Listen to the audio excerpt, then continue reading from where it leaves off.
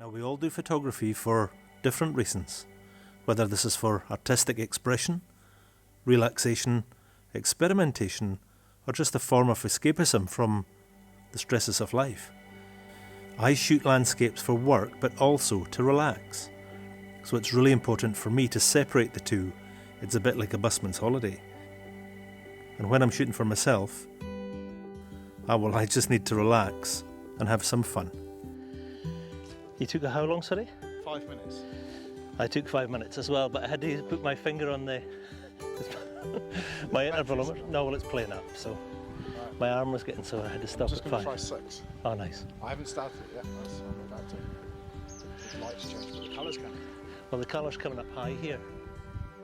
I certainly remember why I took the polarizer off.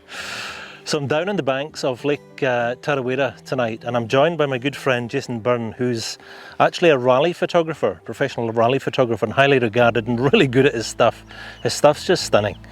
And he's out with me tonight taking landscapes. Now, the two mediums of photography, a high octane, high energy charged rally or motorsport photography and landscapes, they shouldn't come together, but Jason's out with me tonight to try and take some landscapes, as he's keen to try and get back into more landscapes that just calm him down from the high octane stuff.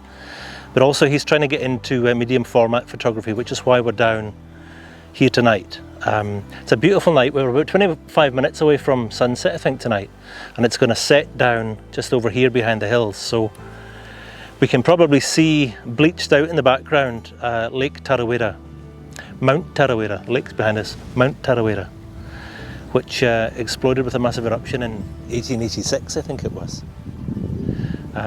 Just along this shorefront here, there's lots and lots of little promontories and jetties and stuff, so we're spoilt for choice here tonight. I think Jason prefers this one. Yep, obviously this is my choice for tonight. I like the leading line straight out to the gap, so I'm going to try and shoot this one. So when he's shooting this one, I'll probably go over here somewhere else and just have a little play. This is a really good exercise tonight, just to be a little bit relaxed about photography. We've got plenty of time, and this is the first time I've been out just shooting for myself to relax, so we just have to hurry up and wait now. Sorry to lead you blind, Jason. These are actually totally unscripted. Oh, is it?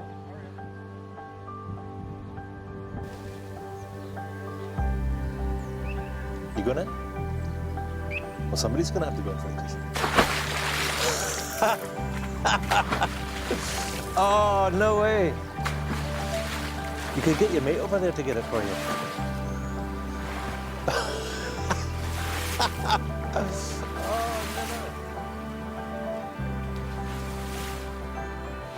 So Jason's shooting with a Nikon D5, which is a 14 frames per second monster, which is ideal for his rally stuff. And he's currently set up here at f11, just playing around with shutter speeds down. He's already been in the lake. He's actually already been in the lake after his leaf his leaf filter holder packet, which blew away because the wind's picking up here. So good start to the night.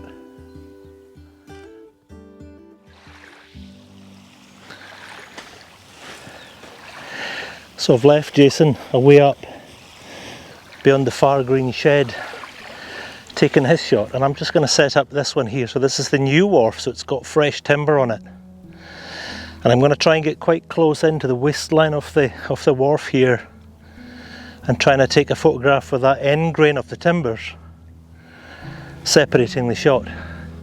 I have two seagulls here as well, and hopefully if I don't move too quickly I can get them to stay where they are as well. The wind's just picking up here, so I'm starting to lose some of the calm water, but I think that'll probably come back. So let me just get low enough here, get this so it doesn't move, back onto live view. And it's actually really nice down here. It's really quite cool. So this one here, I'm going to get quite close into the beach, into the wharf here, and shoot with a longer focal length. So I'm currently on 85. And I'm just wanting to focus in on the grain just a little bit further down the beach here, to see how this works. Compositionally it's not actually working, so I'm going to have to rethink this. There's quite lovely detail here below the wharf with the rafters and the posts going into the water, so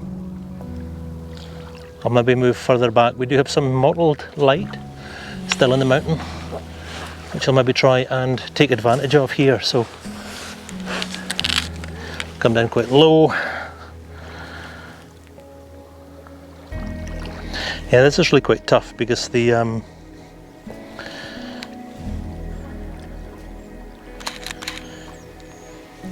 composition here, as you can see, it's cutting into the landscape in the far distance, so the tripod's now too low, so I'm going to have to raise this up.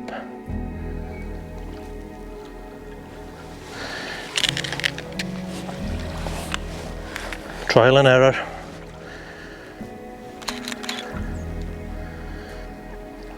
So that's probably slightly better in composition. I'm probably still a little bit too low there though.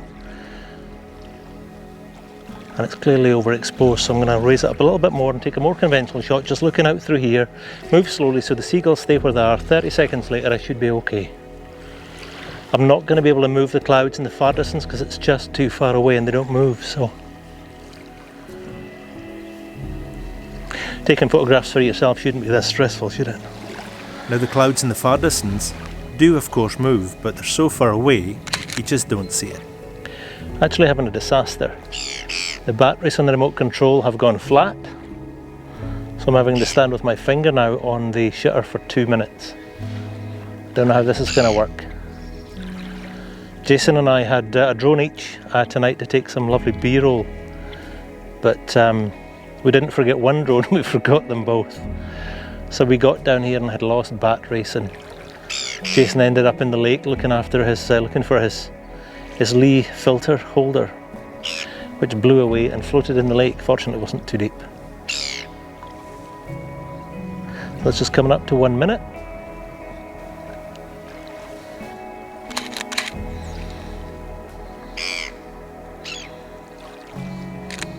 That's actually okay. But I think what I'd like to try and do is I'll go and grab another battery, and I'll probably try and go for, I'm going to try and go to about 8 minutes I think.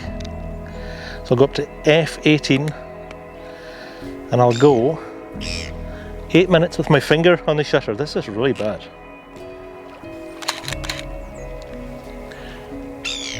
One of the things here with an 8-minute shutter speed is that if I do jolt the camera every now and again,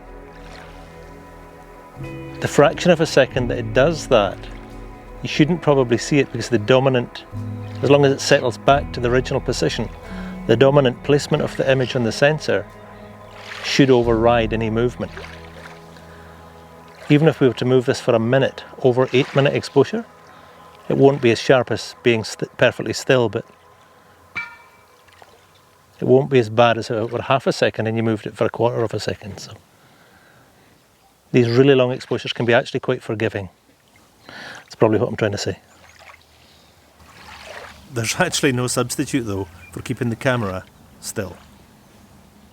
It's quite nice being down here. It's really, really quiet. You can hear bird noises and some traffic up the top, but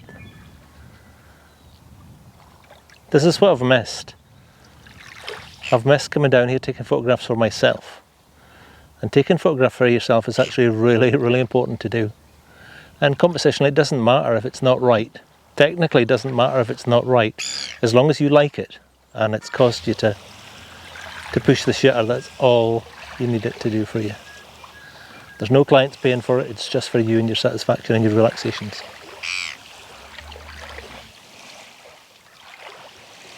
Five minutes.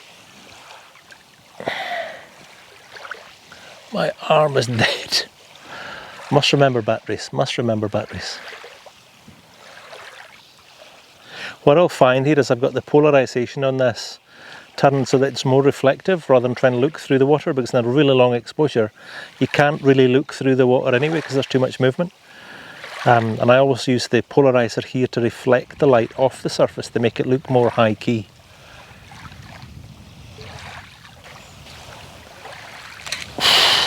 6.5 minutes. It's too sore. That's okay, getting some lovely soft colours in the skies, and the greys and the blues are working quite well together. I'm not picking up any of the coloration that's here just now in the sky, but it's actually okay, it's quite nice.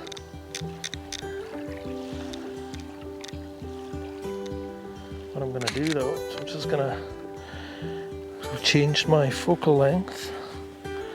Just want to make sure that this is in focus. And it is.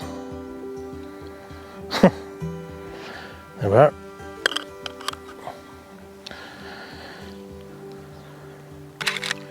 "30 seconds f9, 400 ISO for an extra 2 stops of light, which will just help me retain some of the shadow detail. There's some colour in the far distance as well in the low clouds, so I'm not convinced that we might not get some colour in the clouds in a little while. This is a good way to finish off the weekend. It's Sunday night here, and I don't know where my phone is. I don't really care. I'm not looking at emails, not looking at phone messages, not looking at Facebook to see what people think of me. That's nice.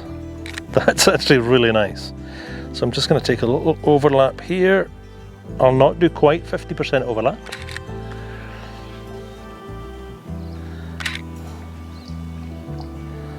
I actually like the cleanliness of that. That's really nice.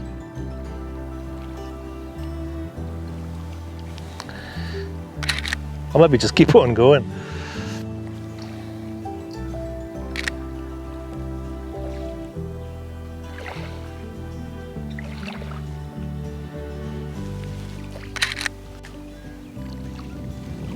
This last shot here, there's some lovely light just reflecting to the left hand side of the mountain, and I think I've got that in just with the last shot here. We've got some real contrast before the last part of the mountain and the sky above, between the dark and the light. Yeah, that's really, really cool. That's really cool. I like that. I'm going to pack up and I'm going to go and see how Jason's getting on.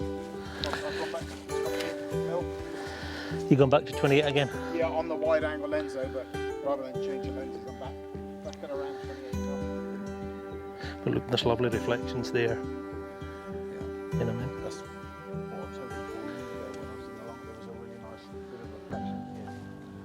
So Jason's just over here taking one more. The sun's well gone down now, but there's one squiggly cloud in the sky that's still catching a little bit of pink colour, which is really cool, and you've got that lovely separation between what pink we do have and the blue below it, which we talked about in the previous one at sunset. So that's probably going to be it, I think, for the night. So we'll say that's the last shot. That'll be the last shot, Jason, you think? Yeah, I'm done. Thank you. Yeah. He's done. So that's probably us from Lake Tarawera. And no purpose for tonight other than trying to get outside and having some fun, shooting for yourself, and just getting out of the house. Nothing worse than being cooped up when it's such nice conditions outside for shooting. So until next time, from Jason and I, have fun, keep shooting, and we will catch you next time. See ya.